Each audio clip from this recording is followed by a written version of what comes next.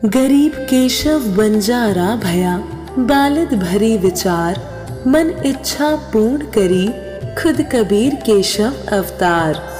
जगत गुरु तत्वदर्शी संत रामपाल जी महाराज जी के सानिध्य में दिव्य धर्म यज्ञ दिवस के उपलक्ष्य में दिनांक 4 से 6 नवंबर 2025 को नेपाल सहित भारत के 13 सतलोक आश्रमों में 3 दिवसीय महासमागम का आयोजन किया जा रहा है। इस पवित्र अवसर पर 3 दिवसीय अखंड पाठ, विशाल भंडारा, विशाल सत्संग समारोह, दहेज मुक्त विवाह व रक्तदान शिविर जैसे कई भव्य कार्यक्रम होंगे, जिसमें निशुल्क नेत्र जांच और दांतों का उपचार किया जाएगा। आप सभी नगर व ग्राम वासियों को इस भव्य और अद्वितीय महासमागम में परिवार सहित सादर आमंत्रित किया जाता है। कृपया आप इस विशाल भंडारे और सत्संग में परिवार सहित पधार कर इस आयोजन की शोभा बढ़ाएं। इस कार्यक्रम का सीधा प्रसारण सतलोक आश्रम श्री धनाना धाम तहसील गुहाना जिला सोनीपत हरियाणा से 6 नवंबर 2025 को सुबह 9:15 बजे से साधना टीवी चैनल और संत रामपाल जी महाराज यूट्यूब चैनल और स्पिरिचुअल लीडर संत रामपाल जी महाराज फेसबुक पेज पर भी किया जाएगा। संत रामपाल जी महाराज एक ऐसे महान संत जिन्होंने अपनी सतभक्ति, तत्व ज्ञान, करुणा और सेवा के बल पर समाज में नई मिसाल कायम की है। संत रामपाल जी महाराज की अगुवाई में उनके सभी सतलोक आश्रमों से समाज कल्याण के अद्भुत कार्यों ने समाज को सुनहरे भविष्य की एक नई उम्मीद दिखाई है। संत रामपाल जी महाराज से नाम दीक्षा लेने के बाद लाखों लोगों की लाइलाज बीमारियां जैसे कैंसर, एड्स आदि ठीक हुई। संत जी के ज्ञान से प्रेरित होकर उनके अनुयायियों ने लाखों यूनिट रक्तदान किया। संत जी ने लाखों बहन बेटियों का दहेज मुक्त विवाह करवाया।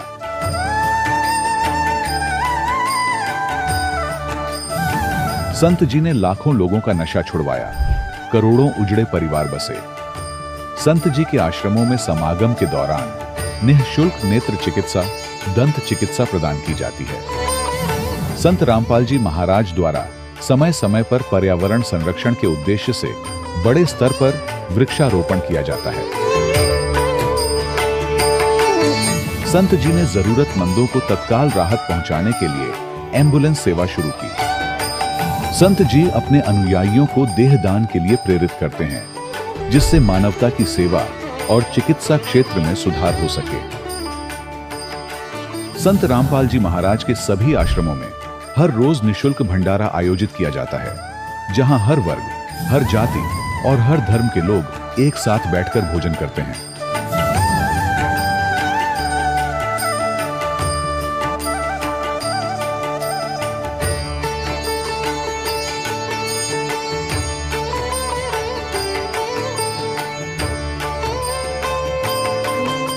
संत रामपाल जी महाराज की अन्नपूर्णा मुहिम ने गरीब और बेसहारा लोगों के जीवन में एक नई ऊर्जा और उम्मीद को जन्म दिया है। घर घर खाद्य सामग्री और जरूरी मदद पहुंचाकर संत रामपाल जी महाराज ने लोगों को दुख और मजबूरी से लड़ने की ताकत प्रदान की है।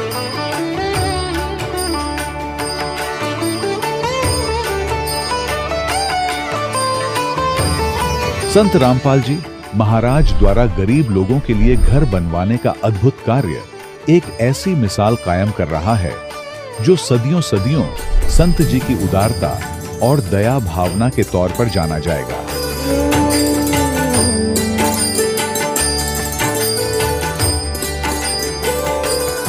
संत रामपाल जी महाराज के आश्रम में हजारों बुजुर्गों को सम्मान और प्यार के साथ जीवन जीने का अवसर मिलता है।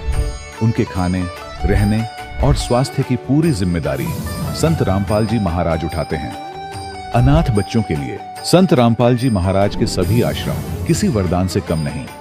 यहाँ उन्हें शिक्षा, संस्कार और भविष्य के लिए बेहतर अवसर प्रदान किए जाते हैं। चाहे बाढ़ हो, भूकंप या महामारी, संत रामपाल जी महाराज और उनके अनुयायी हमेशा ही जरूरतमंदों के लिए सबसे आगे खड़े रहते हैं।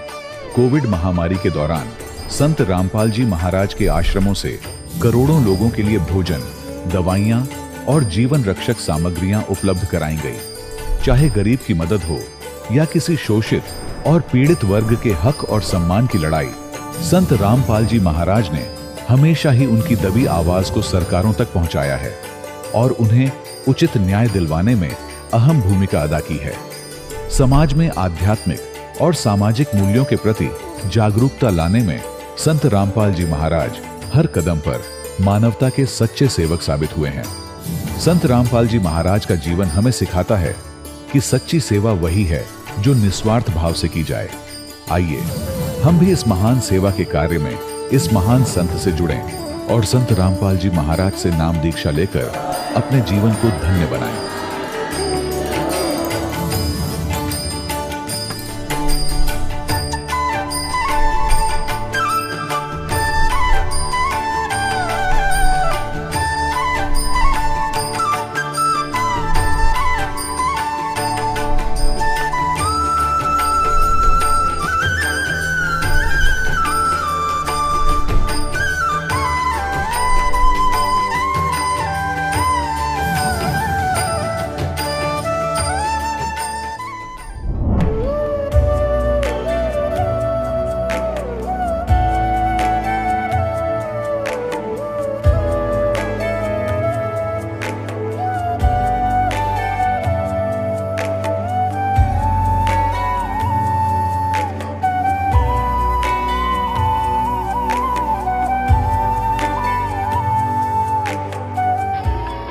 प्रभु राम देव भगवान अल्लाह खुदा ईश आदि नाम एक ही शक्ति के हैं।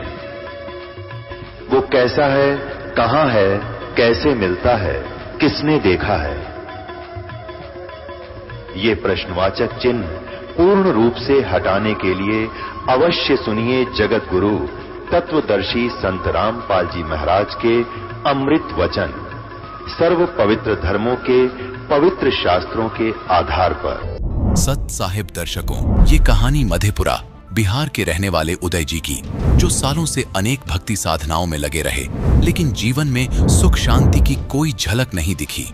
उदय जी हाइड्रोसील जैसी गंभीर बीमारी से पीड़ित थे, परंतु ऐसा क्या हुआ जो उदय जी का ऑपरेशन टल गया और साथ ही साथ नशे से मुक्ति मिल गई। दर्शकों, अब आप स्वयं सुने उदय जी की अद्भुत कहानी उन्हीं की जुबानी। नमस्कार सर। नमस्कार सर। सर, क्या नाम है आपका? जी, मेरा नाम उदय ऋषिदेव है। उदय जी, आप कहाँ से हैं? ग्राम लाही, पंचायत रामपुर लाही, थाना शंकरपुर, जिला मधेपुरा, बिहार से हूँ। उदय जी, संत रामपाल जी महाराज से नाम दीक्षा आपने कब ली? जी, मैंने नाम लिया 5/5/2019 में। संत रामपाल जी महाराज से नाम दीक्षा लेने से पहले आप क्या भक्ति साधनाएं किया करते थे? जी, जो हिंदू समाज में अन्य देवी देवताओं की भक्ति चलते थे, वही भक्ति हम करते थे। उदय जी, संत रामपाल जी महाराज की शरण में आप कैसे आए? जैसे कि मैं पहले हरिंद्रानंद जी का शिष्य रहा था, फिर मैंने उसका चर्चा सुनने लगा मोबाइल पे। फिर मुझे चैनल बदलते बदलते मोबाइल में फिर संत रामपाल जी महाराज का सत्संग आया। वो बता रहे थे पहले ही राउंड में कि कौन ब्रह्मा की माँ है, कौन विष्णु की बाप, कौन शंकर का दादा है, हमको दियो बताए। फिर मुझे ये बात हमें जैसे हथौड़ा जैसे हमें दिमाग में लगा कि ये संत कैसे बता रहा है कि ब्रह्मा विष्णु में इसका माता पिता भी है। तो मैं उसको गौर से देखने लगा। तब तक मैं संत रामपाल जी महाराज अपने टीवी पर सभी शास्त्र को खोल खोल करके दिखा रहे थे, उंगली रख रख करके दिखा रहे थे। तो संत रामपाल जी महाराज आगे आगे पढ़ रहे थे, मैं पीछे से पढ़ रहा था। फिर मुझे पता चला कि वास्तव में ये ज्ञान सत्य है। फिर मुझे भक्ति का ललक हुआ। फिर मैंने सोचे कि क्यों ना मैं दुखी भी हूँ, क्यों ना मैं इस भक्ति को करूँ ताकि मुझे भी परमात्मा का प्राप्ति हो। और मुझे इस भक्ति का मुझे पूरे ललक लग गया। फिर मैं उनको सत्संग को देखते देखते मैंने 1 महीना देखा। भीमपुर आश्रम में जा कर के नाम दीक्षा हमने ले लिए संत रामपाल जी महाराज से। संत रामपाल जी महाराज से नाम दीक्षा लेने के बाद आपको क्या क्या लाभ मिले? देखिए सर, मुझे तो लाभ बहुत हुआ, लेकिन मुझे कुछ कुछ लाभ याद है, मैं वो बताना चाहूँगा। जैसे कि मुझे बीमारी ने ग्रस्त कर लिया, मैंने डॉक्टर का पास गया तो डॉक्टर ने बताया कि तुम्हें हाइड्रोसील है। फिर उसने अल्ट्रासाउंड करने के लिए कहा। मैंने जा कर के सुपौल में लक्ष्मी अल्ट्रासाउंड है, वहाँ जा कर के मैंने करवाए। फिर मुझे पता चला कि ये हाइड्रोसील है। फिर मुझे ऑपरेशन के लिए बोला, तो मैं बोला कि मुझे तो इतना आर्थिक स्थिति भी नहीं है, मैं कैसे इलाज करवाऊँ। फिर मैंने छोड़ दिया। ये हाइड्रोसील बीमारी अंडकोश के नीचे में होता है, फोड़ा टाइप का होता है। जैसे कि मुझे डॉक्टर ने बोल दिया था कि आप जो है ऑपरेशन करवाओ। मैंने बोला कि नहीं, मुझे ऑपरेशन नहीं करवाना है। मैं संत रामपाल जी महाराज से जैसे ही नाम दीक्षा लिया, मेरा बीमारी जो है अभी ठीक है। जैसे कि मेरी पत्नी को गांठे हो गया था, वो बहुत दर्द कर रहा था करीब 2 महीने से। तो मुझको ऐसा अनुभव हुआ कि ये कैंसर की गठाने है। फिर हमने मन ही मन संत रामपाल जी महाराज से प्रार्थना लगाए। फिर संत रामपाल जी महाराज आए और स्वप्न में ही उसका जो है ऑपरेशन कर दिया। उस रोज़ से उसका स्तन का गांठ जो है वो ख़त्म हो गया। फिर मुझे विश्वास बहुत दृढ़ता के साथ हुआ। फिर मुझे बाद में किडनी स्टोन था। जैसे कि शुरू में चेक करवाए तो 10.4 एम का था, फिर बाद में कराए तो 11.9 एम का था। फिर मैंने सोचा कि मैं कहाँ से ऑपरेशन करवाऊँ, इतना रुपया तो मेरे पास है नहीं। तो फिर मैंने संत रामपाल जी महाराज से नाम दीक्षा लिया और दृढ़ता के साथ मैंने भक्ति की। मेरा अभी ठीक ठाक है, मैं ऑपरेशन की मुझे कोई ज़रूरत नहीं पड़ी। मेरी पत्नी को बवासीर की बीमारी हो गई थी। मेरे पास उतना रुपया भी नहीं था कि मैं इलाज करवा सकूं। मैं जैसे कि संत रामपाल जी महाराज से नाम दीक्षा लिए वैसे बिल्कुल ठीक हो गया। और लिकोड़िया भी था, ये भी बहुत परेशान करते थे, लेकिन संत रामपाल जी महाराज के दया से ये भी ठीक हो गया। जैसे कि मैं बहुत तरह का नशा करता था, मुझे नशे की बुरी लत लग गई थी कि मैं भांग, गांजा, बीड़ी, सिगरेट, तंबाकू सारा नशा मैं करता था। संत रामपाल जी महाराज के दया से ये भी नशा छूट गया। आर्थिक समस्या भी मेरी बहुत कमज़ोर था। फिर संत रामपाल जी महाराज से नाम दीक्षा लेने के बाद आर्थिक स्थिति मेरा ठीक हो गया। उदय जी, जो दर्शक आज आपको टीवी पर देख रहे हैं और वो भी संत रामपाल जी महाराज से नाम दीक्षा लेना चाहते हैं, तो कैसे ले सकते हैं? जो भी पुण्य आत्मा संत रामपाल जी महाराज से नाम दीक्षा लेना चाहते हैं, वो प्रत्येक चैनल पे संत रामपाल जी महाराज का सत्संग आता है। उसके नीचे में पीली पट्टी चलती है, उस पे आश्रम का नंबर होता है। उस पे नंबर पे लगाइए फ़ोन, उसके बाद आपको वहाँ नज़दीकी नामदान केंद्र का आपको पता बता दिया जाएगा। वहाँ से आप नाम दीक्षा ले सकते हैं। धन्यवाद जी। जी सच्चा है। दर्शकों, अभी आपने सुने संत रामपाल जी महाराज से दीक्षा प्राप्त करके सुखी हुए भक्त के अनुभव। अब देखिए जगत गुरु तत्वदर्शी संत रामपाल जी महाराज के मंगल प्रवचन। और सतलोक आश्रम के अतिरिक्त कहीं सत्संग नहीं है। ये चाहे अनजान व्यक्ति प्रथम बार सुने, ये सोचे रामपाल अभिमान करे। रामपाल को अभिमान तो आसपास नहीं है, लेकिन ये सच्चा ज्ञान जरूर है और यह सत्य है जो दास एक एक शब्द बोल रहा है। ये कुछ दिन के बाद आपके सारी अच्छी लगेंगी, सुहा जाएंगी, आपको स्वीकार्य भी होंगी। जब ये आपकी भांग उतर जाएगी, काल की अज्ञान आपका हट जाएगा, तो जो प्रसंग चल रहा है वहीं आते हैं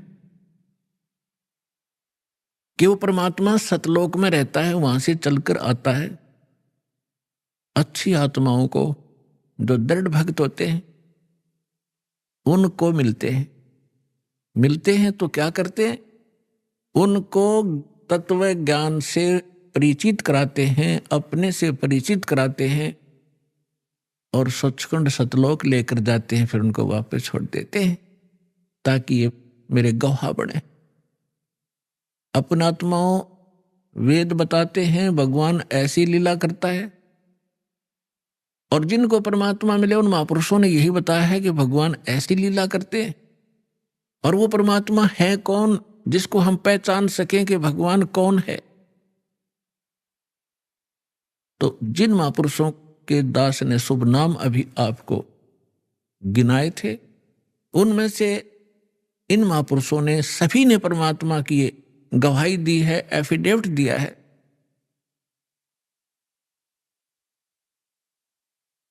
आदरणीय धर्मदास साहिब जी ने यही कहा है और यही मलुकदास जी साहिब ने कहा है कि सतलोक से चलकर आए, अमर लोक से चलकर आए, गति करके आते हैं परमात्मा, काटन काल की जंजीर। काल ने हमारे को क्रम बंधनों से बांध रखा है और क्रम के बंधन को समर्थ परमात्मा सत्य पुरुष ही काट सकता है, परम अक्षर ब्रह्म ही काट सकता है। क्रम के बंधन को, कर्म को, प्रारब्ध में किस्मत में लिखे हुए लेख को या संचित कर्म को न तो श्री ब्रह्मा, ना श्री विष्णु, ना श्री शिव, ना देवी दुर्गा और ना ब्रह्म ना परब्रह्म, केवल परम अक्षर ब्रह्म ही काट सकता है। वो इसके अतिरिक्त और नहीं उस कर्म की बेड़ी को नहीं काट सकते।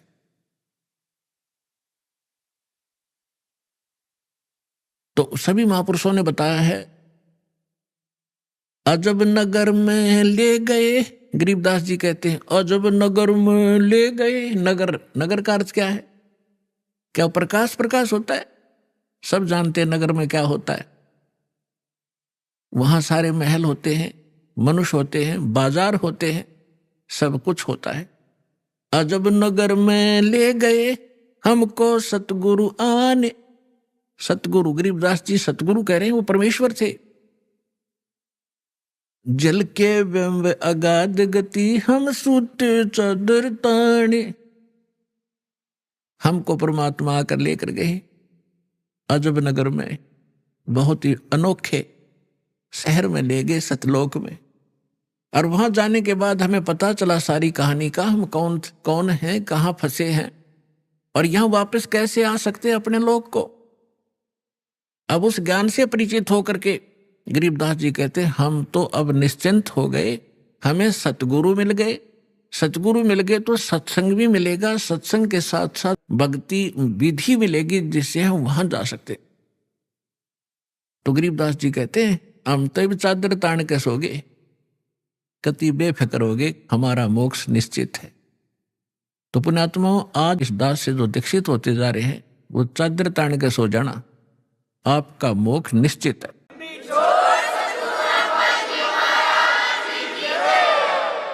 लेकिन रहना मर्यादा में, और मर्यादा में भी तभी रहोगे जब आपको यहाँ का दुख दिखेगा और वहां के सतलोक के सुख का आपको आभास होगा।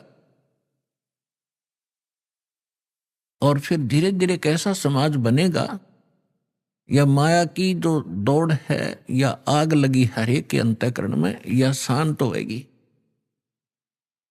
आप माया के पीछे किस लिए भाग रहे हो?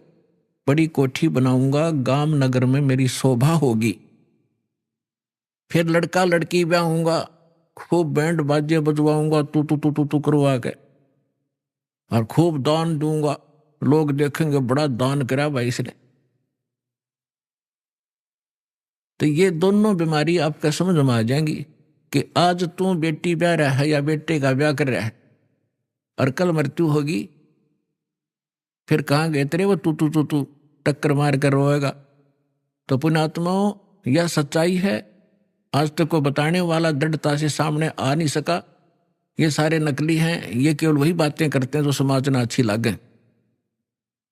वो डॉक्टर नहीं होता जो ब्लड प्रेशर के मरीज को, हाई ब्लड प्रेशर के मरीज को कहे घी खा ले छक्के, वैसे खा कोई दिक्कत नहीं, वो दुश्मन है उसका। तो पुण्यात्मा, इसी प्रकार के जितने भी हैं ये सच्चाई नहीं कह सके क्योंकि उनके ऊपर परमात्मा कबीर का पंजा नहीं था। इस दास के ऊपर दया हुई है, संघर्ष बहुत करना पड़ रहा है, लेकिन परमात्मा का साथ जिसके साथ होता है वो हार नहीं होती उसकी, क्योंकि हमारा उद्देश्य कल्याण है। पूरे विश्व का कल्याण लेकर चल रहे हैं हम, पूरे मानव का कल्याण होगा, पूरे प्राणियों का कल्याण होगा।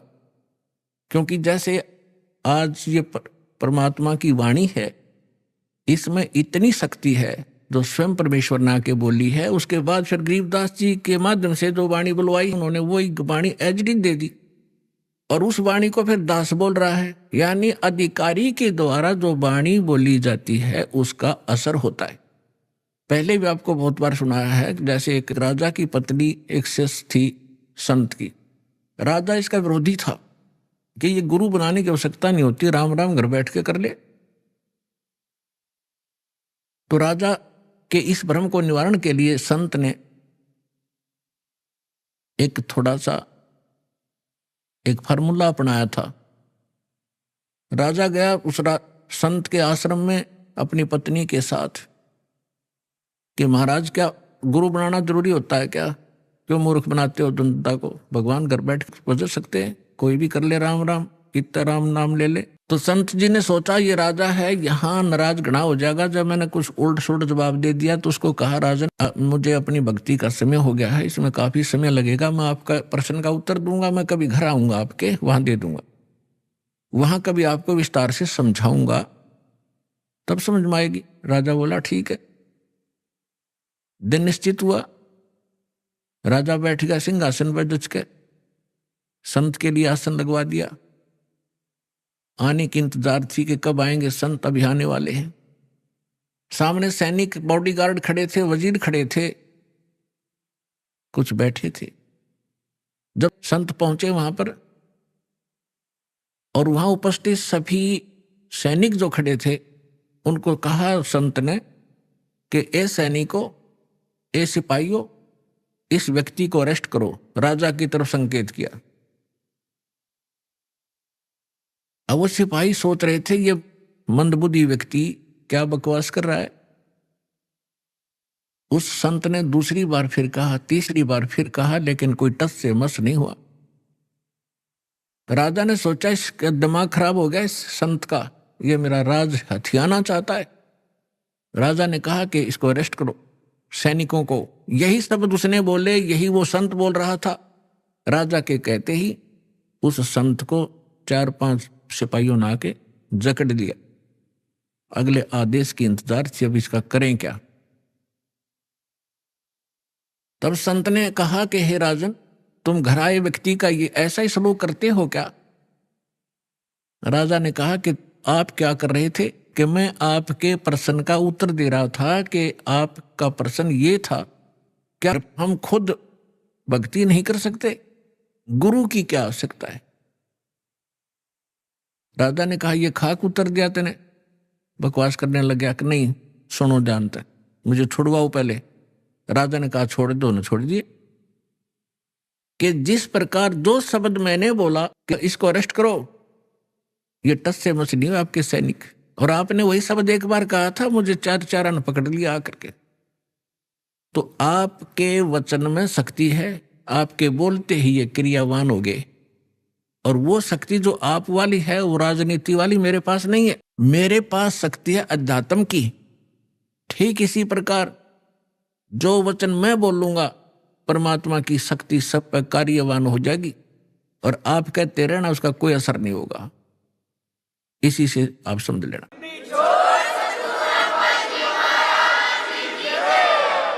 तो इसी प्रकार ये दास उस परमात्मा का कृपा पात्र है, उसी की कृपा से ये सच्चा ज्ञान आप तक पहुंच पा रहा है। तो इस दास के उस परमात्मा से निकली वचन का आदेश और फिर इस दास के मुख से आगे चलेगा, ये सर्व प्राणियों का कल्याण करेगा। इसका तरीका देखो, परमात्मा ने कैसा एक अनोखा तरीका अपनाया है। कैसे चिप बनवा दी, मेमोरी कार्ड जिसको कहते हो, टेलीविजन प्रोजेक्टर बनवाए, इंटरनेट, वेबसाइट, यूट्यूब बनवा दी। अब जो घनी अच्छी आत्माएं होती हैं, वैसे तो घनी अच्छी आत्मा है वही तो मनुष्य जीवन प्राप्त कर रही हैं, उनसे भी अच्छी आत्माएं वो भगवान के लिए भटक रही हैं, और उनसे भी वो अच्छी आत्मा है जो सतगुरु और सत्संग और सतनाम प्राप्त कर रही है। तो आप जो सतलोक आश्रम में आ रहे हो, ये तीसरे नंबर की सर्वश्रेष्ठ आत्माएं हो, जो आपको शीघ्र से परमात्मा का ये मार्ग ठीक मिल गया। तो जो अन्य भी हैं उनके लिए परमात्मा ने ये तरीका अपनाया है सर्व प्राणियों के कल्याणार्थ। ये वाणी जो दास बोल रहा है रिकॉर्ड हो रही है, मेमोरी कार्ड बन रहे हैं, टीवी पर चल रहे हैं, आप घर पर चलाते हो, पशु पक्षी भी होते हैं, चींटियां भी होती हैं, मच्छर माखी भी होती हैं, उन सब के ऊपर ये वाणी अपना प्रभाव करेगी। काल ने जैसा जुल्म किया था उतना ही उससे भी अधिक रहम अब परमात्मा ने अपनी आत्माओं पर किया है। चींटी से लेकर हाथी तक, रंग से लेकर राजा तक, ये सारे कबीर परमात्मा की बच्चे हैं, आत्माएं। इस काल ने हमारा हुलिया बिगाड़ दिया, हमारी दुर्गति कर दी। कुत्ते गधे सूर बना कर हमें क्या डंगा खिला रहा है, और हम क्या खाते थे सतलोक में, कैसे रहते थे, कैसा सुख था वहां पर। अब हम सब भूल भाल गए, भगवान ना के फिर जगाए, यथार्थ ज्ञान को बताया। उससे पहले काल ने परमात्मा और सतलोक का नाम लेकर, कबीर का नाम जी का नाम लेकर के, और फिर और दूना अज्ञान फैलवा दिया। तो ये सभी उस परमेश्वर की आत्माएं हैं। उनके लिए परमात्मा ने ये समय फिक्स कर दिया था कि चौथा युग जब कलयुग आई तब हम अपना अंश पठाई। काल फंद छूटे नरलोई, सकल सृष्टि परवानिक होई। घर घर देखो बोध विचारा, सत नाम सब ठोर उचारा। कलयुग बीते 5500 पाचा, जब ये वचन मेरा होगा साचा। कलयुग बीत जावे जब एता, परमात्मा ने कहा है कि सकल सभी प्राणी परम पुरुष पद चेता। परम पुरुष यानी परम अक्षर ब्रह्म पूर्ण परमात्मा के पद, पद यहां दो का बोधक है। एक तो गीता अध्याय नंबर 15 के श्लोक नंबर 4 में कहा कि अर्जुन, तत्वदर्शी संत की प्राप्ति के उपरांत तत्व ज्ञान रूपी शस्त्र से अज्ञान को काटकर उसके पश्चात परमेश्वर के उस परम पद की खोज करनी चाहिए, जहां जाने के बाद साधक लौटकर फिर संसार में कभी नहीं आते, यानी पूर्ण मोक्ष प्राप्त करते। गीता अध्याय नंबर 18 के श्लोक नंबर 62 में कहा कि अर्जुन, तू सर्वभाव से उस परमेश्वर की शरण में जा। उसी परमेश्वर की कृपा से तुम परम शांति को और सनातन परम धाम, सनातन शाश्वत स्थान, उस स्थान को, उस परम पद को प्राप्त होगा। और यहां दूसरा पद का अर्थ है पद्धति। पद्धति माने परमात्मा के पाने की यथार्थ विधि, वो ज्ञान। परमात्मा कहते हैं कि कलयुग बीत जावे जब एता, 5505 कलयुग जब बीत लेगा, उसके पश्चात पूरे सभी सकल सृष्टि, सारे प्राणी परमेश्वर के उस परम पद के चेता होंगे। चेता माने जानकार, ज्ञाता। और सतनाम सब ठोर उचारा। आज तक सतनाम ये बक क्या करते थे, इन्हें कख नहीं पता सतनाम है क्या चीज।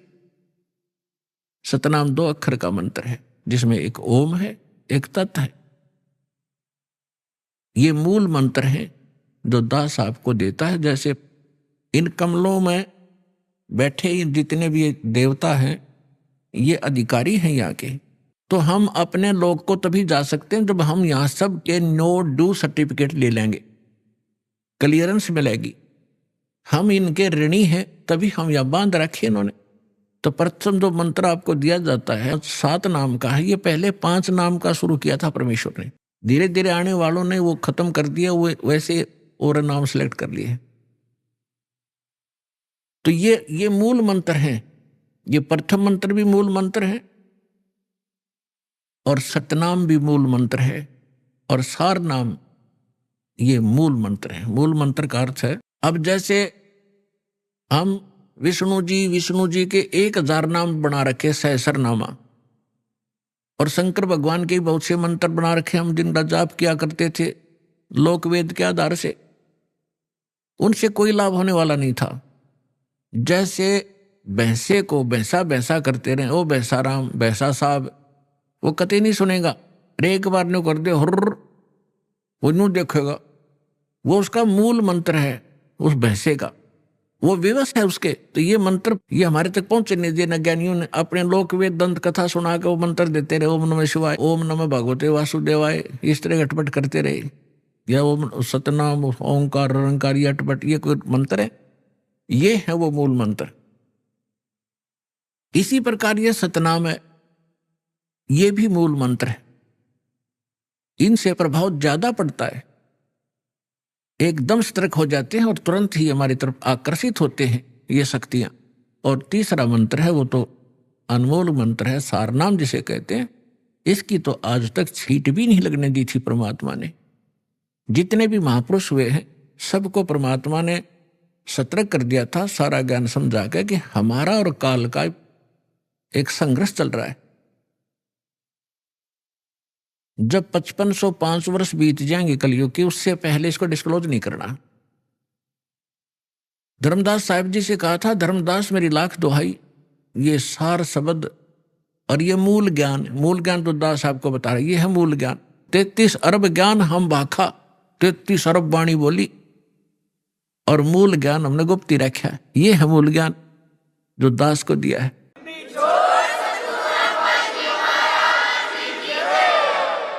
और यही सभी महापुरुषों से परमात्मा ने स्पष्ट कर दिया था कि अभी तुम जाप करो, अपना कल्याण करवाओ, क्योंकि ये भोले हैं, अभी इनको ज्ञान है नहीं। आप ये नाम सुना दोगे, आने वाले समय में काल के दूत भी यही मंत्र देते मिलेंगे सभी को, तो हम भिन्नता कैसे बताएंगे नकली और असली की? तो वो तो महापुरुष थे, जैसा कि वेदों में लिखा है कि परमात्मा वहां से सतलोक से चलकर आते हैं, दृढ़ भक्तों को मिलते हैं। दृढ़ भक्त श्रेष्ठ आत्माएं, दृढ़ भक्त, ये सभी दृढ़ भक्त थे।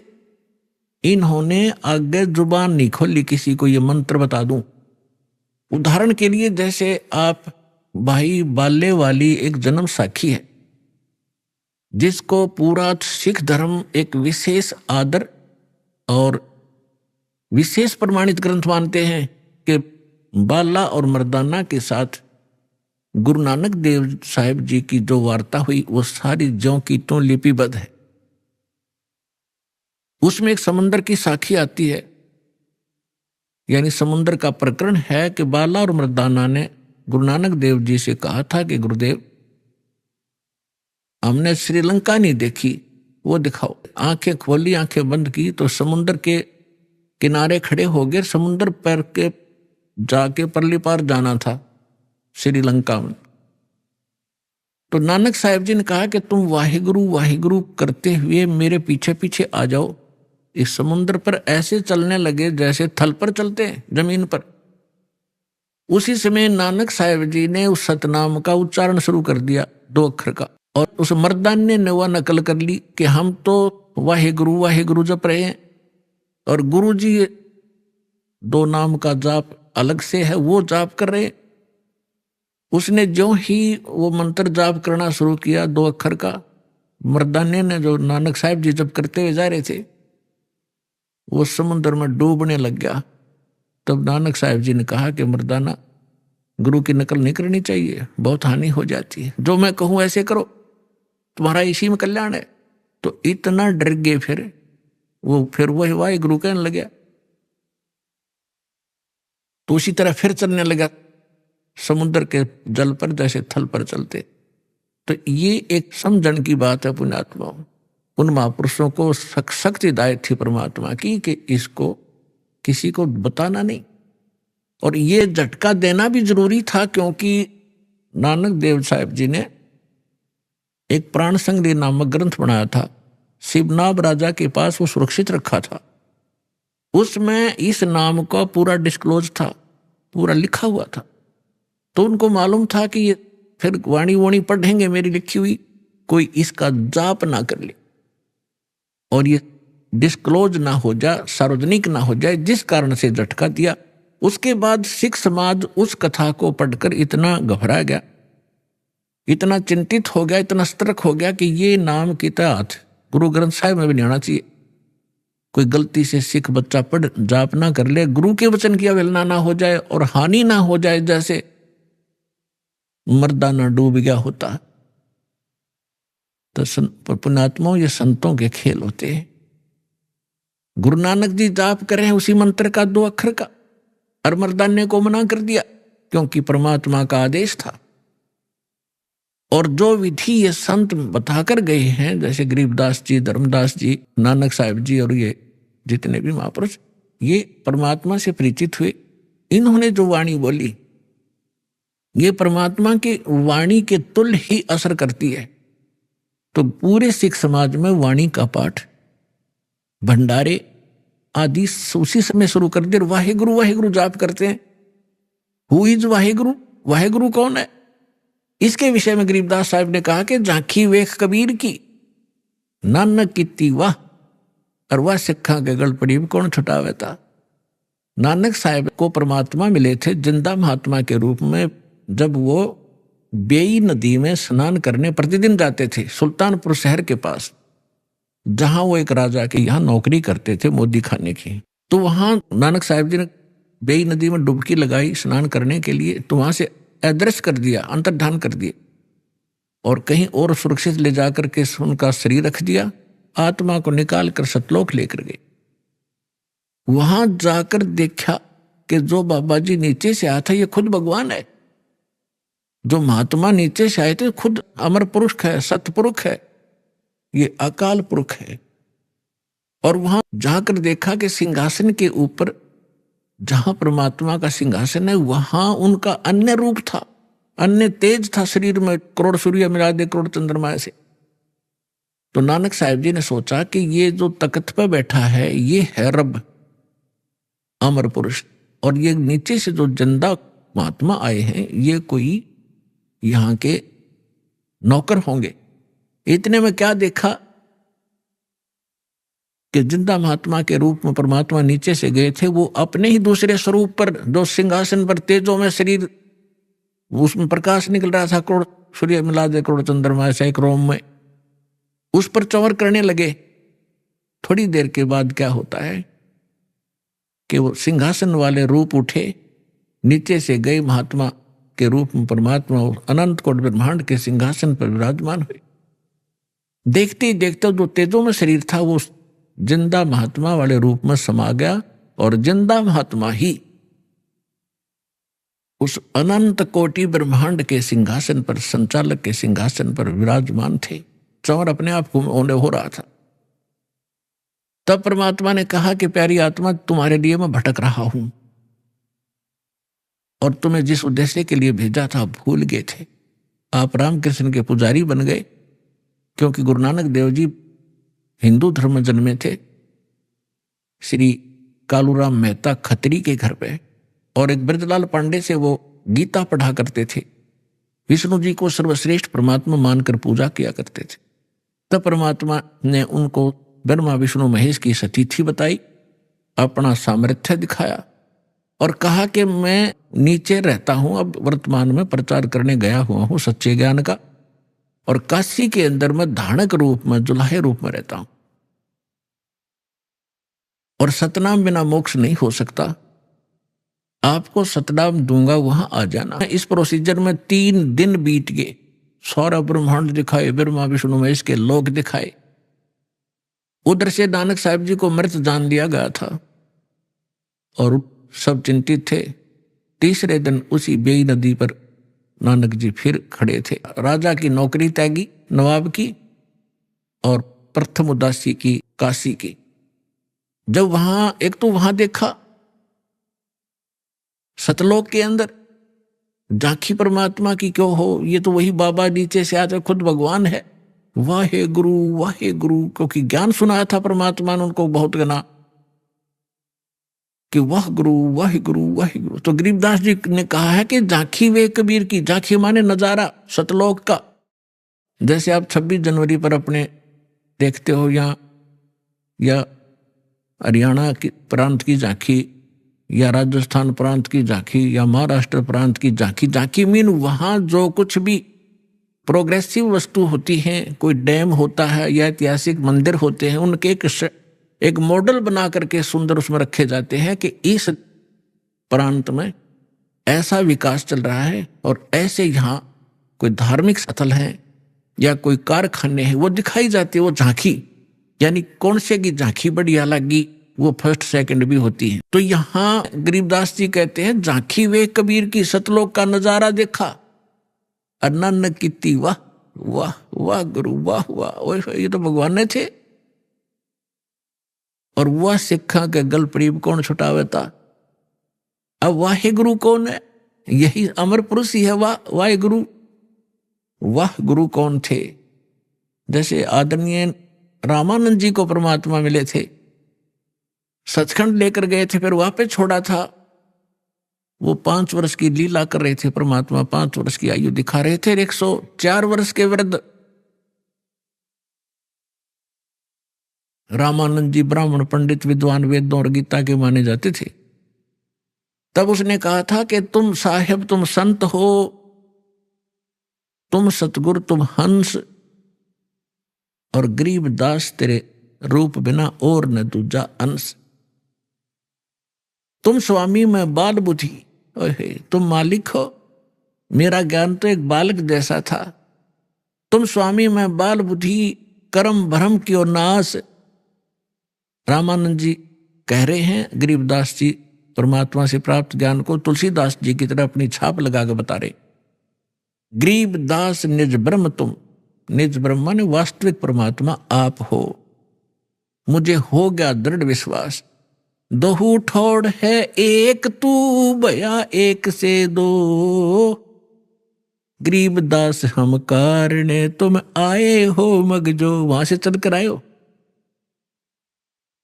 बोलत रामानंद जी सुनो कबीर करतारे, गरीबदास सब रूप के तुम ही सृजनहारे।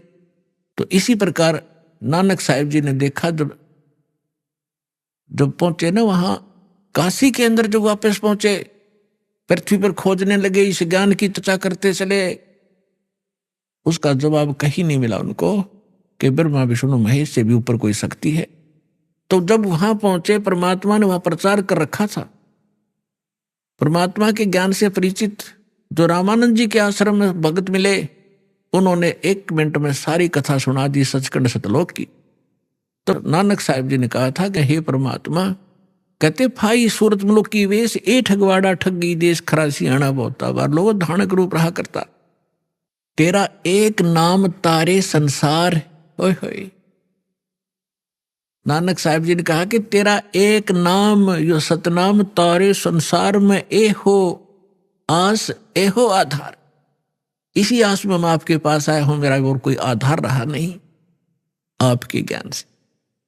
तो कहने का भाव ये है कि दास जो कहना चाह रहा था आपको, ये कितना सीक्रेट मंत्र है। नानक साहिब जी ने आज उनके करोड़ों शिष्य हैं, और उनके बाद 9 इनके गुरु साहिबान भी हैं। किसी के पास सतनाम की छींट नहीं लगी, इनके पास सतनाम नहीं था। पुण्यात्माओं, क्या गुरु नानक देव जी अन्य महात्मा हमारे दुश्मन थे? हमारे परम मित्र थे। उन्होंने ऐसा तरीका बता दिया, दान धर्म ये यज्ञ करवानी शुरू करवा दी। इससे मोक्ष नहीं हो सकता, लेकिन मनुष्य शरीर मिलता हुआ आ रहा है आपको, और मनुष्य शरीर से मनुष्य शरीर में आता है प्राणी छोड़कर, तो उसमें आस्था रहती है भगवान की, उसका नेचर भी अच्छा रहता है। अभी आपने सुने संत रामपाल जी महाराज के मंगल प्रवचन। आइए अब सुनते हैं संत रामपाल जी महाराज से नाम दीक्षा लेकर सतभक्ति करके अद्भुत लाभ प्राप्त करने वाले अनुयायी के विचार। दर्शकों, ये कहानी है रामपुर उत्तर प्रदेश की रचना चौधरी जी की, जो नवरात्रि के व्रत और शिव जी की आराधना के बावजूद समस्याओं से जूझ रही थी। लेकिन क्या कारण था जो रचना जी ने सभी पूजाओं को त्याग कर संत रामपाल जी महाराज से दीक्षा लेने का निर्णय लिया? और क्या नाम दीक्षा लेने के बाद इनके जीवन में कोई परिवर्तन आए? आइए सुनते हैं रचना जी की रहस्यमयी कहानी, उन्हीं की जुबानी। जी नमस्कार। हाँ जी भैया नमस्कार। जी क्या नाम है आपका? रचना चौधरी। रचना जी कहाँ से आए हैं आप? डिस्ट्रिक्ट रामपुर, गांव हमीरपुर, यूपी से। संत रामपाल जी महाराज से नाम दीक्षा लेने से पहले आप क्या भक्ति साधनाएं करते थे? हम संत रामपाल जी के जुड़ने से पहले हम देवी देवताओं की पूजा करते थे। हमारी नंसाल में एक बहुत बड़ा मेला लगता है धर्मपुर में, आज भी वहाँ बहुत बड़ा मेला लगता है। वहाँ पे देवी भी आती थी और मतलब सब लोग लोट पीट होते थे। वहाँ की पूजा मैं बहुत करती थी और नवरात्रि भी बहुत करती थी। शिव जी के मंदिर में जाती थी भूखी प्यासी, वहाँ की भी पूजा मैं बहुत करती थी। जो बताते थे उन सभी की पूजा करती थी। जो साधनाएं, जो भक्ति आप पहले कर रहे थे, उन सभी साधनाओं को छोड़कर के संत रामपाल जी महाराज जी से नाम दीक्षा क्यों लिया आपने? जी, मेरी जहाँ शादी हुई थी वहाँ मतलब सब कुछ वैसे तो सब कुछ ठीक ठीक था, लेकिन वहाँ पे गृह कलेश बहुत था। ये समझ में नहीं आता था कि हमारे साथ ऐसा क्यों हो रहा है, क्योंकि जहाँ मेरी शादी हुई थी वहाँ मेरी सासू माँ के बेटा नहीं था, छोटी सासू माँ का बेटा ले रखा था। और वहाँ इतना कलेश रहता था क्योंकि मेरी फैमिली वाले भी मुझसे नफरत करते थे, क्योंकि उनके पास करोड़ों की संपत्ति थी और इसी वजह से वो भूत प्रेत बाधा भी छुड़ाते थे। और मेरी सास तो वैसे राधा स्वामी से जुड़ी थी, लेकिन मैं किसी से नहीं जुड़ी थी, मैं यही देवी देवता की पूजा करती थी। इस पूजा करते करते हमारा ट्रैक्टर बिक गया, रुद्रपुर का मकान बिक गया, गाड़ी बिक गई, सब कुछ बिक गया। इतना कलेश था कि मेरे हस्बैंड को लास्ट में मेरी मौसी सास ने घर से निकाल दिया कि तुम जाओ, हम तुम्हें रख नहीं सकते। मैं बहुत रोई, बहुत पैर पकड़े अपनी मम्मी के। मैंने मम्मी में पति के बिना कैसे रह पाऊंगी, बोले नहीं इसे जाना ही है। वो अपने पापा के पास चले गए थे और मैं इतनी परेशान थी, मेरा मन हट गया कि दुनिया में भगवान है। मैं रात को रोती हुई कहती थी, हे परमात्मा अगर तू धरती पे है तो मुझे मिल जा, वरना मुझे और मेरे बच्चों को दोनों को मौत दे दे। क्योंकि दिन भर बच्चे ये कहते मम्मी पापा से मिला दो, मम्मी एक बार फ़ोन करा दो। मैं रोती रोती सो जाती थी। मुझे कहीं कोई देवी देवता से कोई लाभ नहीं मिला, यहाँ तक कि मैं नंगे पैर चामड़ तक पे गई थी, जबकि मेरी सासू माँ मुझे कहीं नहीं जाने देती थी। मैंने वहाँ भी जाकर पत्थरों पे नाक रगड़ी। मैंने हे देवी माता अगर तुम हो तो मेरे घर में शांति ला दो, वरना मैं बहुत परेशान हूँ। कहीं कुछ भी नहीं मिला। नवरात्रों की व्रत करी मैंने, मेरी सास ने मुझसे नफरत में आके मेरा दूध बंद कर दिया और लड्डू दे दिए, बोले इन देवी में कुछ नहीं है, तू राधा स्वामी में चल। मैंने मम्मी मुझे राधा स्वामी में नहीं जाना, घर में इतनी टेंशन होती है, तुम तो खुद राधा स्वामी की भक्ति करती हो तो शांति क्यों नहीं है। मैं इतनी थक गई थी सर, कहीं भी कोई लाभ नहीं मिला था। मैंने हार के सब कुछ छोड़ दिया था। मैं किसी को कुछ नहीं मानती थी, बस ऐसे ही जीती थी और अपने बच्चों से कहती थी अब पापा को भगवान जाने मिलेंगे ना मिलेंगे, इस दुनिया में कोई भगवान भी नहीं है। नास्तिक की तरफ मैं बढ़ गई थी, मैं किसी को कुछ नहीं मानती थी, सब व्रत व्रत सब छोड़ दिए मैंने। देखिए, आपने अपने जीवन में बहुत सारे कष्ट देखे हैं और जो व्यक्ति अपने जीवन में उन कष्टों को अनुभव करता है वही व्यक्ति सही मायने में भक्ति और परमात्मा की वैल्यू को समझ सकता है। तो हम आपसे ये जानना चाहेंगे कि आपको इन सब कष्टों के बाद संत रामपाल जी महाराज के बारे में कैसे पता चला?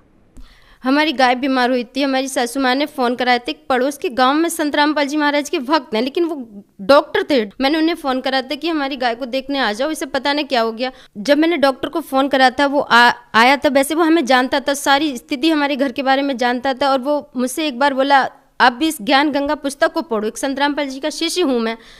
तो मैंने ऐसी किताब को खोला और मैंने उन्हें वापस दे दी। मगर मुझे गुरु पे विश्वास नहीं है, भगवान कुछ नहीं होता, घर में लड़ाई झगड़े शांत नहीं होती, इतनी देवी देवताओं की पूजा कर चुकी तो अब गुरु ही क्या करेंगे। और वैसे भी राधा स्वामी के गुरु हैं हमारे घर में, मैं अब तीसरा गुरु नहीं बनाऊंगी। मैं देवी देवता की पूजा करती हूँ, ये राधा स्वामी करती हैं, अब रामपाल जी महाराज के शरण में मैं नहीं जाऊँगी, अपनी बुक ले जाओ। लेकिन उसने एक इतने प्यार से कहा था कि जहाँ इतनी लड़ाई झगड़े, इतना क्रोध, इतना मतलब तहलका मचता था कि हमने अगर सुबह को खाना खा लिया तो शाम को भी नहीं पता कि हमें रोटी मिलेगी नहीं मिलेगी।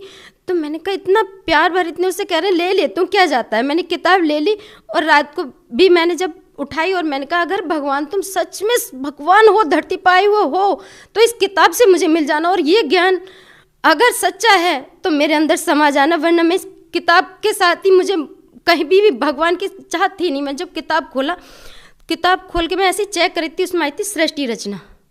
और जब सृष्टि रचना मैंने पढ़ी थी, मेरी आंखों से आंसू निकलने लगे। हे भगवान, ये मनुष्य जन्म तो हमें सिर्फ भक्ति के लिए मिला था और हम तो बर्बाद हो गए देवी देवताओं के चक्कर में। हे परमात्मा, आपने अब तक ये ज्ञान छुपा के रखा है मालिक, अब मुझे पहले क्यों नहीं मिले। और मैं इतनी रोने लगी बहुत। मैंने वो किताब 8 दिन में पढ़ ली।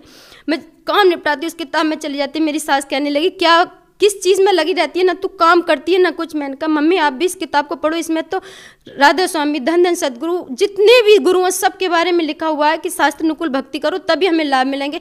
तभी तो मम्मी हमें लाभ नहीं मिलते, हमारा घर बिक गया, सब कुछ बिक गया। अब इस मेरी मम्मी को भी शायद लगा कि तेरी भक्ति भी गलत है। उन्होंने कहा चल तू मुझे पढ़ के सुना दे। मैंने कहा नहीं मम्मी आप सो जाती हो, मैं दिन में थक जाती हूँ, मुझे तो ऐसे पढ़ने में अच्छा लगता है। उन्होंने फ़ोन लिया और चिप डाउनलोड कराई और उसी भगत को मैंने फ़ोन करा कि आप मुझे चिप दे जाओ। और इतना अच्छा भगत था, वो हमारी चिप भरवा कर दे गया। हमने जब 1 महीने सुना, 2 महीने सुना, मेरे अंदर इतनी कसक हो गई। हे संत रामपाल जी महाराज आप मुझे बुला लो। मेरी सासू माँ तो मुझे मार्केट तक नहीं जाने देती, रामपुर मुरादाबाद नहीं जाने देती, हरियाणा कैसे जाएंगी। मैं रोने लगी। मैंने कहा हे परमात्मा मेरे बहनोई राधा स्वामी के पक्के वाले वो हैं, क्योंकि वो सत्संग करते थे, ये बुक उनके पास पहुंचा दो कैसे भी करके। लेकिन रात को ही मेरे पास अचानक फ़ोन आया कि रचना, एक संत रामपाल जी महाराज के भक्त हमें बुक देखेंगे ज्ञान गंगा, और वो तेरे बहनों ही पढ़ रहे हैं और वो शायद तेरे दुखों का हल हो। मैं कह रही दीदी इसमें तो मैंने इंटरव्यू पढ़ा, इसमें तो बहुत कुछ अच्छा लिखा हुआ है। और सुबह मैं तैयार हुई और आश्रम पहुंच गई। वहाँ जाके मैंने देखा इतना मतलब इतनी नफरत करने वाली मतलब मेरी ससुराल थी। शायद मीरा के साथ इतना अत्याचार नहीं हुआ था जितना अत्याचार मेरे साथ हुआ था। मुझे 2008 में निकाल दिया गया घर से। मैं छोटी सासू माँ के घर चली गई, वहाँ भी धन दौलत के पीछे 3 महीने वो सास मुझे रख नहीं पाई। बोली तुम्हारी शादी वहाँ हुई है, तुम यहाँ कैसे आ गई, तुम्हारे पापा का क्या है, तुम यहाँ से भी निकल जाओ। मैं रोती रोती वहाँ से भी निकल आई। 2 साल मैं अपने मैके रही थी। लास्ट में मेरी सास, जिसकी मतलब जहाँ शादी हुई थी बड़ी सासू माँ, वो लेकर आई थी। मैं बिना पति के रहती थी। जब मैं आश्रम में गई तो वहाँ के बर्ताव देखे, वहाँ के मतलब जो सत्संगी थे, जो मतलब भगत भाई थे, बहन इतने प्यार से बोल रही थी, मैं रोने लगी। है परमात्मा, यहाँ तो स्वर्ग जैसा माहौल है। परमात्मा, आपने इतने प्यार से, इतनी मतलब दुनिया में नफरत हो और आप इतना प्यार देते हैं यहाँ के वक्त। मैं बहुत रोई। फिर एक माई मुझसे बोली आपको नाम दीक्षा लेनी है। मैंने हाँ मुझे नाम दीक्षा लेनी है, मुझे भंडारा भी बात को करना है। मैंने नाम दीक्षा ली, फिर भंडारा करा, फिर परमात्मा के दर्शनों की लाइन में लगी। संत रामपाल जी महाराज दर्शन दे रहे थे तो मैं भाग के संत रामपाल जी के दर्शनों की लाइन में लगी। और मुझे इतना ठंडा और इतना एहसास हुआ जब संत रामपाल जी महाराज ने आशीर्वाद दिया कि मानो जैसे स्वर्ग धरती पे आ गया हो। और इतना तेज भरा चेहरा था परमात्मा का, मेरी आंखों में आंसू आने लगे। और मालिक ने मुझे आशीर्वाद दिया। और मुझे बीमारी थी मतलब उसकी माइग्रेन की, मुझे माइग्रेन बहुत था। मुझे जरा सी टेंशन में सिर दर्द हो जाता था, एक डस्ट से इन्फेक्शन था। और मैंने 1 महीना मंत्र जाप इतने हृदय से करे कि मेरी दोनों बीमारियाँ ही खत्म हो गई। और पता ही नहीं चला कि मेरे सिर में दर्द था भी या नहीं था। इतना मतलब इतना अच्छा लगा था आश्रम में जाने के बाद। हम आपसे ये जानना चाहेंगे कि आपने संत रामपाल जी महाराज से नाम दीक्षा कब ली? 9 सितंबर 2014 को मैंने संत रामपाल जी महाराज से नाम दीक्षा ली थी। देखिए, जैसा कि आपने बताया कि आपको बहुत सारी समस्याएं थी, माइग्रेन जैसी बीमारी आपको थी, इतने सारे कष्ट झेलने के बाद आपने संत रामपाल जी महाराज से नाम दीक्षा ली और आपको बहुत सारे लाभ मिले हैं। तो हम आपसे ये जानना चाहेंगे कि जो आपने लाभ बताए हैं, इसके अलावा आपको और क्या लाभ मिले हैं? लाभ, आप माइक पकड़ते पकड़ते सर थक जाओगे। मैं इतने लाभ गिनवा सकती हूँ। मेरे घर पे भूत प्रेत बाधा थी। जब हमने घर आके ज्योति जलाई तो हमारे घर में मानो हम बैठ के मंगलाचरण पढ़ रहे थे। मैं तो मंगलाचरण पता भी नहीं था, इतना अच्छा मंगलाचरण, सारी मतलब विधि परमात्मा के अनुसार सारी मंगलाचरण हम कर रहे थे। वहाँ पे ऐसे लगा था जैसे एक औरत ने चीख निकली थी। और मेरे बेटे के बुखार चढ़ गया, गर्दन टेढ़ी होगी। मैं वहाँ पे नंबर था, मैंने तुरंत फ़ोन करा। मैंने भगत जी ऐसा हो रहा है। बोले बहन परमात्मा विश्वास करो ठीक हो जाएगा। लेकिन बाद को हमें पता चली कि मसानी पसानी जाने क्या क्या हम लोगों पे छोड़ा था। इतना लाभ मिला था। भगत जी मेरे बेटे को सांप ने काट लिया, मुझे पता नहीं था। मैं फ़ोन पे बात कर रही थी, बोले मम्मी मेरे ना किसी ने कुछ काट लिया। मैंने कहा चल काट लिया होगा तो अमृत जल ले। मैं तो एक भगवान को ही पूछती थी। परमात्मा का अमृत जल दिया और बैठा दिया। संत रामपाल जी महाराज का अमृत जल दे के और मैंने बैठा दिया। जब उसे नशा हुआ तो वो सोफे से नीचे गिर गया।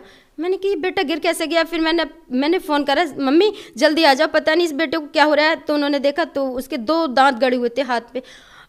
जब हम भाग के लेके गए थे उसके पास, सांप वाले के पास दवाई दिलाने, उन्होंने तो मना कर दिया था कि अब तो जहर पूरे बॉडी में फंस गया है, फैल चुका है, अब इसे हम बंधन भी नहीं बांध सकते। तो मैंने कहा भैया कुछ तो करो। तो बोले मैं दवाई दे ही रहा हूँ। मैंने कि चलो तुम्हें दवाई भी जब ही काम करेगी जब परमात्मा, मुझे विश्वास था परमात्मा ही मेरे बेटे को बचाएंगे। और उन्होंने दवाई तो दे दी, लेकिन मैं अपने घर लाकर संत रामपाल जी की जोत जला के और रोने लगी। परमात्मा, दासी पे एक ही बेटा, इतने कहर टूटे थे, आप अब सुख मिलने लगा तो इस बेटे की जीवन दान दे दो। बेटे को जीवन दान दिया।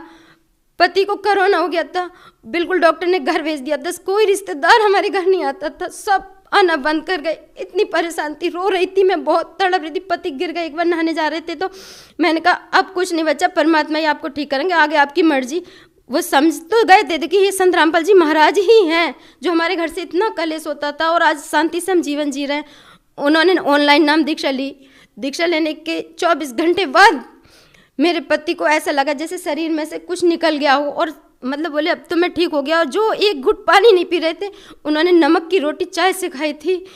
और लाभ बताऊं, जब उनके हाथ में दवाई लगाई जा रही थी, घर पे ही डॉक्टर आता था, तो दवाई नहीं चढ़ रही थी नस में, और वो इंजेक्शन रख के चला गया कि मैं किसी और को देख आऊँ। वो भी बहाना बना रहा था कि जब दवाई नहीं चढ़ रही। मैं रोने लगी, अब क्या होगा, अब ये मतलब 1100 का इंजेक्शन अब तो बेकार जाएगा, और वो इंजेक्शन लगना बहुत ज़रूरी था।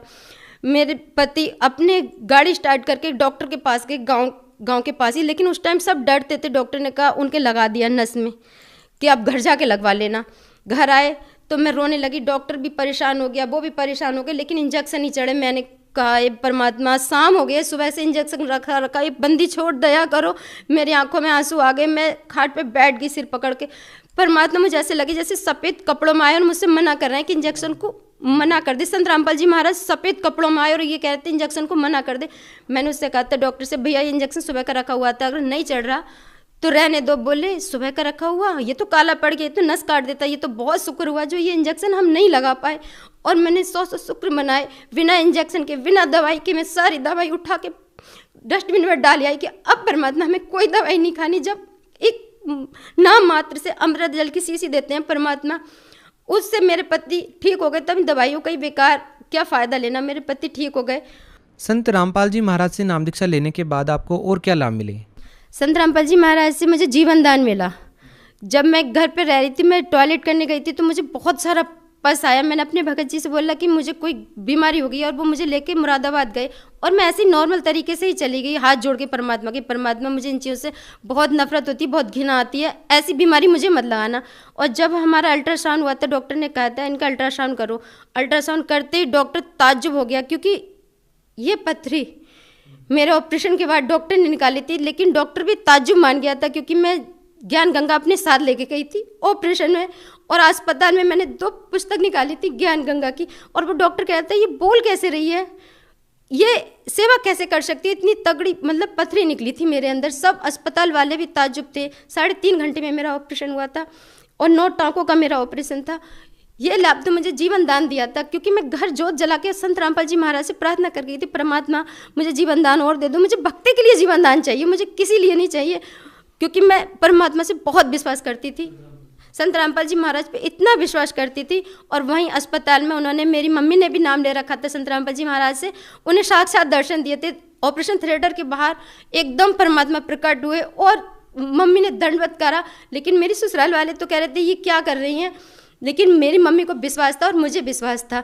और इस पथरी के कारण, इतनी मोटी पथरी थी, पूरे अस्पताल में सब देखने आए थे कि पित्त की थैली फटने के बाद, लीवर पे सूजन होने के बाद, AK सिंह डॉक्टर है, वो तो तक ताज्जुब में हो गए कि ये बच कैसे गई। तब मैंने उन्हें बताया मैं संत रामपाल जी महाराज से नाम दीक्षा ली हुई हूँ, वो ही हमारी मौत को टाल सकते हैं, वरना पूरे विश्व में मौत को टालने वाला नहीं है। डॉक्टर ने भी मुझसे यही कहा था, अपने इष्ट का नाम लो, मक्की संत रामपाल जी महाराज की जय। बोले ये जय बोल कैसे रही है। और मुझे ऑपरेशन करते करते मुझे होश भी आ गया था, तब मुझे दोबारा फिर नशा दिया गया। सारे रिश्तेदार ताज्जुब थे, मेरी मम्मी को बहुत विश्वास था। ये लाभ तो मुझे जीवन दान का मिला था। आपने संत रामपाल जी महाराज के द्वारा बताई गई भक्ति साधना की, और उससे आपको बहुत सारे लाभ मिले। कुछ लोगों का कहना है कि संत रामपाल जी महाराज देवी देवताओं की भक्ति छुड़वाते हैं, इस बारे में आपका क्या कहना है? नहीं, वो देवी देवताओं की पूजा नहीं छुड़वाते। हम मंदिर में जाते थे, शिव जी पे लोटा चढ़ाते थे, तब क्यों नहीं हमें लाभ हुए। वो शिव जी के अलग जाप बताते हैं, शेरा वाली की अलग भक्ति बताते हैं, उनकी भक्ति शास्त्र अनुकूल है, तभी तो हमें लाभ मिल रहे थे। वरना हम तो पहले देवी देवता की पूजा कर रहे थे, तब लाभ क्यों नहीं मिले, तब हमारे घर में गृह कलश क्यों नहीं शांत हुआ। और जब उनकी भक्ति करी तो सब शांत होते चले गए, लाभ भी मिलते रहे। और सबसे बड़ा लाभ तो मुझे 84 लाख योनि में से मोक्ष का रास्ता मिला, वरना इस जीवन को खत्म करने के बाद तो हम कुत्ते गधे इन्हीं योनि में आने थे। सबसे बड़ा लाभ तो मुझे ये मिला कि मुझे मोक्ष का रास्ता मिला। हमारा सवाल आपसे ये भी है कि महिलाओं का शौक होता है कि वो हार श्रृंगार करे, सज धज कर बाहर निकले, लेकिन संत रामपाल जी महाराज अपने अनुयायियों को सादगीपूर्ण तरीके से रह कर के भक्ति करने की सलाह देते हैं, निर्देश देते हैं, आदेश देते हैं। इस बारे में आपका क्या कहना है? देखो, वो हार श्रृंगार के लिए इसे मना करते हैं क्योंकि इनसे कोई फायदा नहीं। इनसे ना हम सिंदूर लगाते थे, बिंदी लगाते थे, चूड़ी पहनते थे। जिस गांव में मैं रहती हूँ हमीरपुर में, करवा चौथ वाले दिन 2 पति खत्म हुए थे और वो पत्नी व्रत रख रही थी। अगर करवा चौथ में ताकत थी तो उनके पति क्यों नहीं बचे। और वो इतनी सजी हुई थी, जब उनकी बॉडी आई वो अपने हाथ को छुपा रही थी, अपने आप को छुपा रही थी। मुझे पक्का का यकीन था अगर वो संत रामपाल जी की शरण में होती और चाहे वो बिल्कुल मेकअप नहीं करती, बिना श्रृंगार के होती, तो उनके पति ऐसे नहीं जाते। सच्ची भक्ति करने से ही पति की उम्र होती है, ना कि करवा चौथ करने से, ये हार श्रृंगार लटकाने से होता है। इसलिए संत रामपाल जी महाराज कहते हैं भक्ति करो, इस पर कुछ नहीं रखा। भगत समाज को आप क्या संदेश देना चाहेंगे? मैं भक्त समाज को संदेश तो नहीं, एक विनती करना चाहती हूँ। जिन लोगों ने मेरे साथ विरोध करा था, वो उन लोगों से मैं हाथ जोड़ के कहती हूँ, आप भी संत रामपाल जी महाराज का सत्संग देखो, बुक देखो, हर जगह एक संत रामपाल जी महाराज का ऐप चलाया हुआ, उसे खोलो और सत्संग सुनो, ज्ञान को समझो। ये नहीं कि बिना ज्ञान के आप ज्ञान समझो। आपको गलत लगे तो आप किसी से, संत रामपाल जी महाराज के भक्त से किसी से भी ज्ञान चर्चा कर सकते हो, फिर आपको लाभ ना हो तो कहना।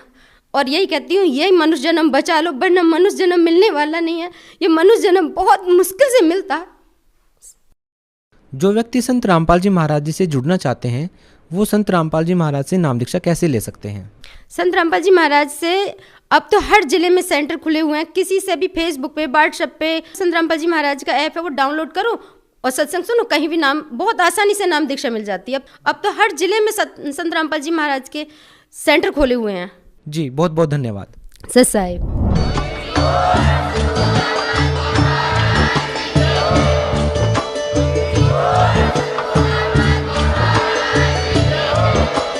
आप सुन रहे थे जगत गुरु तत्वदर्शी संत रामपाल जी महाराज जी के मंगल प्रवचन। अधिक जानकारी के लिए विजिट कीजिए हमारी वेबसाइट www.jagatgururampalji.org। संत रामपाल जी महाराज जी के शुभ आशीर्वाद से पूरे विश्व भर में 500 से भी ज्यादा नाम दीक्षा केंद्र हैं, जिन पर संत रामपाल जी महाराज जी द्वारा ऑनलाइन निःशुल्क नाम दीक्षा दी जा रही है। अपने नजदीकी नाम दीक्षा केंद्र का पता करने के लिए संपर्क करें 8222880541।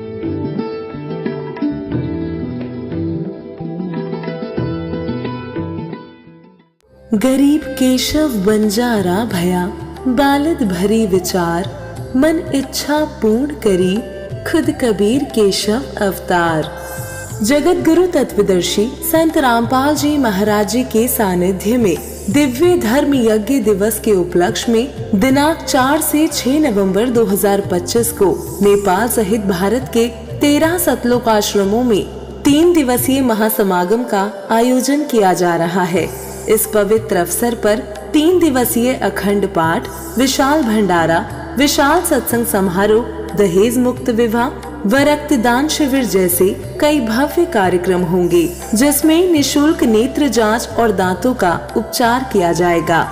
आप सभी नगर व ग्राम वासियों को इस भव्य और अद्वितीय महासमागम में परिवार सहित सादर आमंत्रित किया जाता है। कृपया आप इस विशाल भंडारे और सत्संग में परिवार सहित पधार कर इस आयोजन की शोभा बढ़ाएं। इस कार्यक्रम का सीधा प्रसारण सतलोक आश्रम श्री धनाना धाम तहसील गुहाना जिला सोनीपत हरियाणा से 6 नवंबर 2025 को सुबह 9:15 बजे से साधना टीवी चैनल और संत रामपाल जी महाराज यूट्यूब चैनल और स्पिरिचुअल लीडर संत रामपाल जी महाराज फेसबुक